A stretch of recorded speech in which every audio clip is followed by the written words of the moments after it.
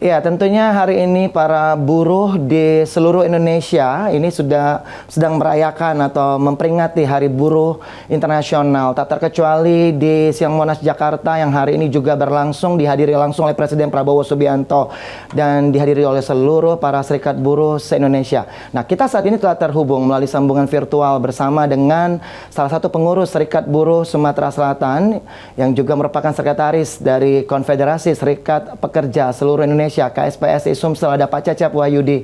Pak Cecep Wahyudin. Halo, assalamualaikum. Selamat siang, Pak Cecep. Ya, assalamualaikum. Selamat siang, Bang. Baik, sebelumnya terima kasih Pak Cecep sudah bergabung bersama kami di Liputan Metropolis Siang dan meluangkan waktunya. Kami tahu Anda sibuk sekali hari ini dari pagi sampai dengan setelah ini juga masih akan ada agenda Pak ya yang akan dilakukan di peringatan Hari Buruh atau May Day hari ini. Nah, Pak Cecep, Ya. di hari ini tepat 1 Mei 2025 yang diperingati sebagai Hari Buruh Internasional. Nah, kalau kita ingin tahu Pak, sebelum saya ingin berbincang yang lebih dalam, mungkin saya ingin tahu dulu agenda dari Bapak bersama teman-teman di hari ini khususnya di Palembang. Ini apa Pak agendanya? Bisa disampaikan dulu Pak. Baik, benar. Kalau bicara May Day atau Hari Buruh, tentu kita ini momen kan bagi kita semua. Jadi pada hari ini banyak kita kegiatan-kegiatan yang berkaitan dengan peringatan Hari Buruh. Salah satunya di Sumatera Selatan ada beberapa macam cara kita mengadakan kegiatan May Day. Salah satunya adalah dengan audiensi dengan pemerintah daerah Provinsi Sumatera Selatan, dan siang nanti kita kegiatan sebagian serikat pekerja buruh lain itu anji usuk rasa demo di Simpang 5 DPRD Sumatera Selatan untuk menyuarakan aspirasi yang sama saja, pada prinsipnya perjuangan-perjuangan buruh untuk kesejahteraan buruh. Nah, terus kemudian ada kegiatan bakti sosial juga, insya Allah esok harinya kita kegiatan baksos dengan masyarakat-masyarakat dan buruh-buruh di sekitar wilayah Kota Palembang. Salah satunya Baik. itu kegiatan kita. Baik, artinya tidak hanya hari ini ya, besok juga masih akan berlanjut. Pak Cecep, kalau ingin tahu secara spesifik hari ini mulai jam berapa Pak nanti di Simpang 5 DPRD Pak? Kalau kegiatan kita sudah dari tadi pagi ya, kita sarasehan diskusi dan penyampaian aspirasi secara dialog dengan Gubernur Sumatera Selatan. Enggak, yang Dihadiri saya oleh Pak maksud, Sekda. mohon maaf Pak Cecep. Pak Cecep, maaf, yang saya maksud jam berapa di Simpang 5, di gedung DPRD Pak? Demonya jam berapa Pak hari ini? Yang untuk di Simpang 5 DPR ya, Iya, iya. hari ini diadakan ya jam 1 ini, mulai jam 1 Oke. sampai jam 4 sore. Nah, Baik, kita. baik. Artinya Kawan-kawan jam buruh. sekarang sudah mau mulai ya, jam 1 sampai jam 4 sore. Kita ganggu dulu ya, Pak sudah Cecep ya, mulai. Pak. Mm. Ya. Baik, Pak Cecep juga pasti akan ke sana ya. Mungkin kami juga informasikan kepada pemirsa mungkin yang akan melintasi kawasan tersebut ya, mungkin bisa mencari jalur alternatif lain karena dipastikan akan ditutup sementara untuk kegiatan peringatan May Day di sana. Pak Cecep, kalau tadi pagi juga udah ramai sekali begitu ya, ratusan ribu orang itu memadati Monas Jakarta. Perwakilan Sumsel juga hadir Pak ke sana Pak ya. Gimana Bang? Monitor Oke, gimana? Pak Cecep suara saya cukup jelas? Pak Cecep? Agak cukup jelas. Oke, Pak Cecep, pagi tadi kita lihat ratusan ribu orang memadati Monas begitu untuk memperingati May Day bersama Presiden Republik Indonesia Prabowo Subianto. Perwakilan Sumsel juga hadir Pak di Monas Pak hari ini. Ya. Diagendakan di Sumsel juga kita ribuan massa hadir ya pada hari ini Simpang 5 DPR, kawan-kawan serikat pekerja serikat buruh lain yang tergabung dalam gebuk gerakan pekerja buruh untuk keadilan Sumatera Selatan. Insya Allah dijadwalkan Pak Gubernur, Kapolda, dan Ketua DPR hadir nanti siang, Insya Allah jam 2 atau setengah 3 agendanya akan hadir bersama kita. Baik, oke, itu yang di Sumsel. Kalau yang di Jakarta Pak, sudah ada perwakilan juga Pak, tadi pagi hadir juga di Monas. Ya, kalau di Jakarta kan sudah dilaksanakan ya, Ketua Umum kami di sana dengan Presiden di Monas. Kawan-kawan sudah. Enggak, yang saya maksud perwakilan Sumsel hadir juga nggak Pak di Monas? Perwakilan Sumsel? Kalau kita sesuai instruksi kita aksi di daerah masing-masing, Bang. Oke, baik. Untuk yang di Jakarta itu masa aksi wilayah Jawa Barat, Banten, dan Jakarta. Oke, baik. Itu yang saya ingin tanyakan tadi. Baik, Pak Cecep, kita sudah dengar, kita sudah dengar aspirasi dari perwakilan lah ya, atau dari pusat ya, sudah dengar tadi. Saya nonton di pagi tadi bersama dengan seluruh serikat buruh begitu ya, ratusan ribu orang di Monas bersama Presiden Prabowo. Sudah disampaikan aspirasinya. Apakah aspirasi yang disampaikan di pusat itu akan sama Pak, aspirasi yang ingin disampaikan hari ini oleh para serikat buruh Sumsel yang akan berlangsung di DPRD atau di Gubernur tadi pagi Pak? Aspirasi kita ini sebenarnya di Sumsel, kawan-kawan buruh ini menitik beratkan pada dua persoalan dari 7 tuntutan utama kawan-kawan buruh. Terutama sama dengan isu nasional, kita mengawal revisi Undang-Undang Ketenagakerjaan yang adil untuk semua. Karena berdasarkan putusan MK nomor 168 tahun 2024, bahwa pemerintah pusat diminta untuk oleh konstitusi nih ya, diminta untuk membuat undang-undang ketenagakerjaan yang keluar dari undang-undang cipta kerja, supaya memang undang-undang ini bisa memberikan kesejahteraan dan adil bagi para pekerja. Yang kita lihat sama-sama saat ini bahwa keberpihakan undang-undang ketenagakerjaan yang sudah ada regulasinya, Undang-Undang Nomor 6 Tahun 2003 ini sangat merugikan pekerja di seluruh ya, baik pekerja buruh sektoral maupun pekerja lain-lainnya. Itu artinya sudah belum mengarah ke kesejahteraan yang dimaksud. Makanya itu kita isu nasionalnya adalah mengawal undang-undang ketenagakerjaan. Selanjutnya di Sumsel kita lebih masih isu yang seputar akhir tahun lalu tentang penetapan upah sektoral yang dilakukan oleh PJ Gubernur Sumatera Selatan sebelumnya, yaitu Pak Ellen Setiadi, yang cacat hukum dan cacat prosedur. Kita minta gubernur saat ini Pak Haji Herman Deru untuk merevisi undang-undang upah minimum sektoral provinsi yang bermasalah itu. Itu harapan kita.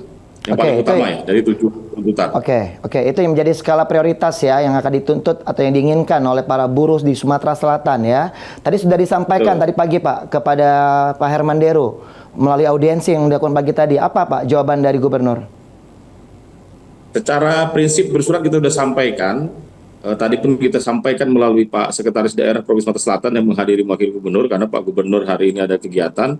Kita sampaikan detail alasan-alasan buruh kenapa ini kami laksanakan, karena khusus upah sektoral ini kan sudah jelas gitu kan, bahwa ada aturan, ada regulasinya, tetapi waktu itu PJ Gubernur menetapkan tidak sesuai dengan aturan dan ketentuan yang ada, menetapkan sendiri, cacat prosedur.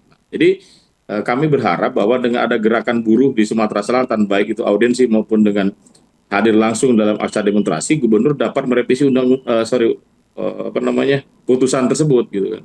Baik. Itu yang kita harapkan. Selain itu kita bisa melakukan sebenarnya perlawanan hukum melalui PT UN, Pengadilan Tata Usaha Negara. Namun kami juga tidak maulah ibaratnya mengadu domba antara pekerja buruh dengan pemerintah. Kalau memang ini sudah jelas aturannya, kenapa sih tidak harus kita menempuh jalur hukum? Kenapa kita tidak harus dikomunikasikan dan didialogkan kembali seperti yang disampaikan Pak Sekda tadi, bahwa kita dialogkan kembali permasalahan ini, jangan sampai dibawa ke ranah perselisihan di PT UN.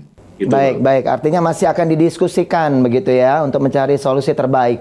Tapi kalau kita melihat Pak, berkaca pada tahun-tahun sebelumnya, saya ketahui begitu ya, setiap tahun para buruh di May Day 1 Mei selalu akan mengajukan unjuk rasa begitu, berdemonstrasi. Tentunya hal yang paling krusial yang diharapkan adalah kesejahteraan para buruh itu sendiri. Kalau kita berkaca atau berbicara terkait dengan kesejahteraan para buruh, Pak Cecep Wahyudin, Anda mewakili Serikat Buruh di Sumsel. Menurut Anda, kesejahteraan para buruh di Sumsel saat ini seperti apa, Pak? Apakah perhatian dari pemerintah cukup untuk memperhatikan kesejahteraannya? Silakan Pak. Bicara kesejahteraan buruh, artinya saya lihat bahwa masih jauh panggang dari api. Saat ini buruh-buruh hanya mengandalkan berdasarkan upah minimum saja gitu kan.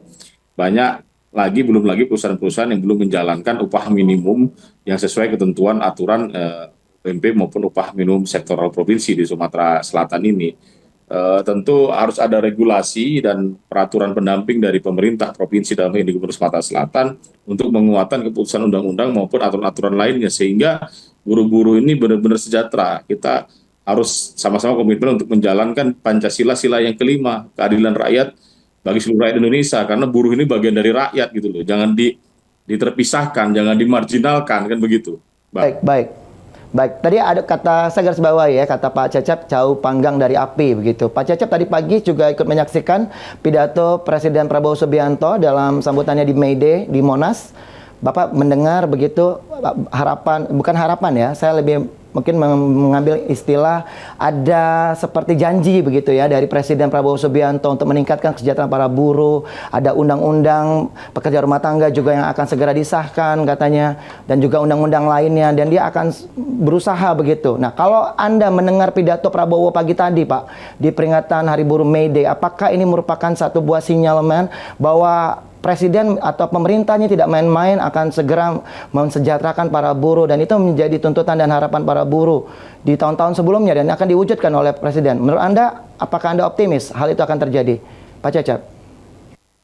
Baik, sejauh ini kami melihat kebijakan Presiden Republik Indonesia di bawah kepemimpinan Pak Prabowo Subianto ini sudah mengarah ke perbaikan kesejahteraan buruh.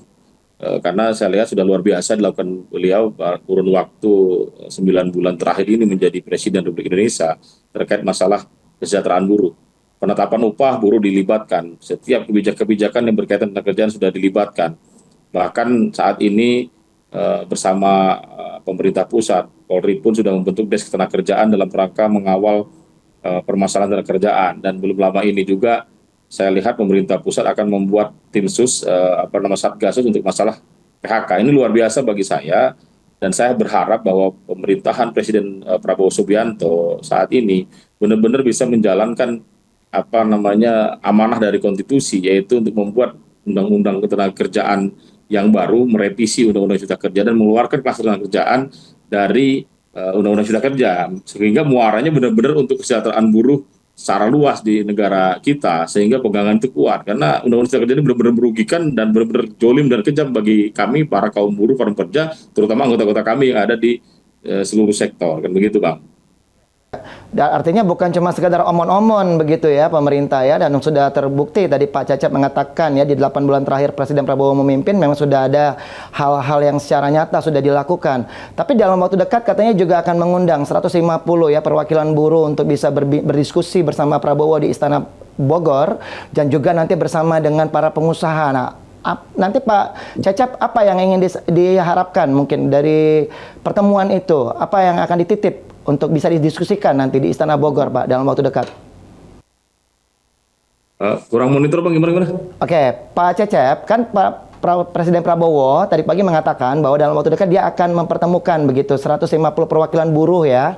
Nanti akan berdiskusi bersama pengusaha begitu untuk mencari jalan tengah agar tidak hanya kesejahteraan para buruh, pengusahanya juga akan sama-sama berada di win-win solution begitu ya di Istana Bogor dalam waktu dekat. Nah, kalau seandainya Pak Cecep bisa menitipkan apa yang ingin disampaikan begitu, didiskusikan nanti pada Istana Bogor Ya, baik, dalam waktu dekat. Begini, Bang. Yang dimaksud dengan revisi Undang-Undang Ketenagakerjaan itu yang adil bagi semua, ya harus semua stakeholder dilibatkan, bukan hanya serikat buruhnya saja, serikat pekerjanya. Pihak pengusaha atau Apindo pun harus dilibatkan. Jadi biar melihat sudut pandang dari mana gitu kan, kesejahteraan buruh ini gitu kan. Jangan serta-merta bagaimana produktivitas kerja, loyalitas kerja ditingkatkan, tetapi tidak dibarengi dengan kesejahteraan bagi pekerja buruhnya. Nah, ini perlu didiskusikan lebih dalam, dan juga jangan serta-merta eksploitasi dari pengusaha untuk kepada buruh untuk kemakmuran yang punya usaha, tetapi buruhnya tidak sejahtera, kan begitu. Ini perlu sangat bagi kami mendukung semua elemen dilibatkan dalam penentuan atau kebijakan terkait masalah undang-undang pekerjaan yang baru ke depannya. Iya, iya. Dan salah satu yang perlu disoroti dan digarisbawahi ada tadi statement dari Presiden Prabowo juga mengatakan bahwa akan menghapus outsourcing begitu ya, dan dicari jalan tengah begitu. Kalau dari Pak Cecep sendiri, dengan adanya penghapusan outsourcing nanti ke depannya, harapannya seperti apa, Pak? Sistemnya harusnya seperti apa kalau tidak outsourcing? Pak Cecep.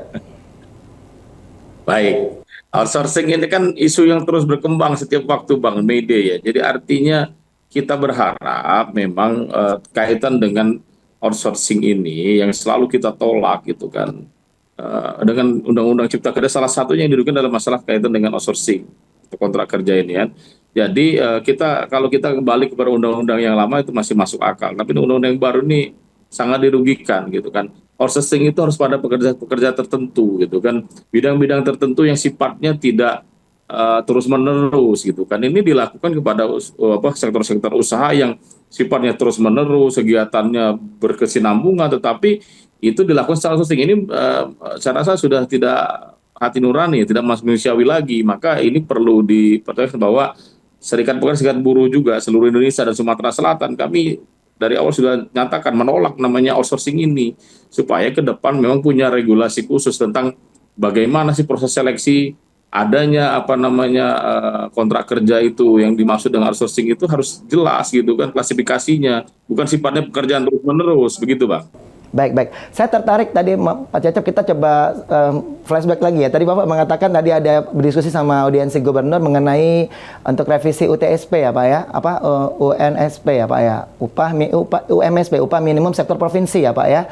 Nah kalau bicara upah minimum sektor provinsi itu, menurut Anda apakah nominal yang saat ini ditentukan oleh pemerintah, apakah cukup logis Pak untuk di masa sekarang, atau apa yang menjadi tuntutan dari para buruh di Sumsel? Inginnya seperti sebesar apa nominalnya, Pak Cecep? Ya, baik. Upah sektor provinsi yang dimaksud kan Sumsel ini bermasalah, Bang, penetapannya oleh PJ Gubernur yang lalu kan begitu kan. Bahwasannya apa namanya upah sektoral itu kan sesuai dengan Permenaker aturan pengupahan 2025 itu ada aturannya, yaitu harus melalui rapat Dewan Pengupahan, pengupahan direkomendasikan oleh Dewan Pengupahan Provinsi kepada Gubernur. Gubernur menetapkan berdasarkan rekomendasi Dewan Pengupahan. Tapi pada kenyataannya Gubernur tidak menetapkan itu. PJ Gubernur saat itu ya, Pak Ellen Setiadi tidak menetapkan sesuai dengan ketentuan aturan undang-undang yang berlaku, gitu kan. Ini yang menjadi polemik hingga saat ini, gitu kan.